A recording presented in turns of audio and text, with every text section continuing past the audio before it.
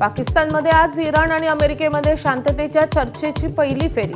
अमेरिकेचे उपराष्ट्रपती इस्लामाबादकडे रवाना, तर इराणचे शिष्टमंडळ पाकिस्तानात दाखल होणार। राज्यात पुन्हा ऑपरेशन टायगरच्या चर्चांना जोर। ठाकरेंचे खासदार शिंदेंना भेटल्याच्या बातम्यांनी खळबळ। ठाकरेंच्या शिवसेनेसह एकनाथ शिंदेंकडूनही आरोपांचं जोरदार खंडन।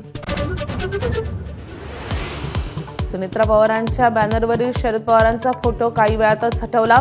परवानगीविना फोटो वापरणं गैर, माफी मागावी, शरद पवार गटाची प्रतिक्रिया। तर सुप्रिया सुळेंचे सुनेत्रांच्या प्रचाराला जाण्याचे संकेत। महिला आणि बालकल्याण विभागात तब्बल 23 वर्षांनंतर मोठी भरती करण्यात येणार।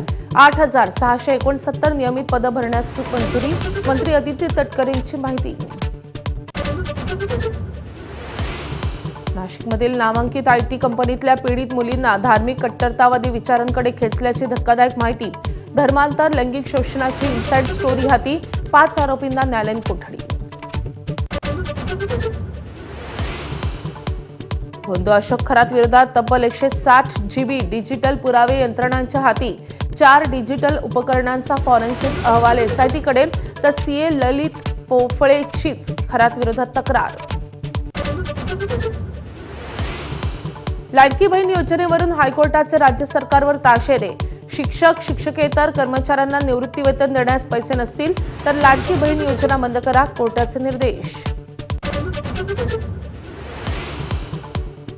रॉयल चॅलेंजर्स बंगळुरूनं दिलेल्या 202 धावांच्या लक्ष्याचा राजस्थान रॉयल्सकडून यशस्वी पाठलाग। 6 गडी राखून मिळवला दणदणीत विजय। वैभव सूर्यवंशीची 26 चेंडूत 78 धावांची, तर ध्रुव जुरेलची 81 धावांची खेळी।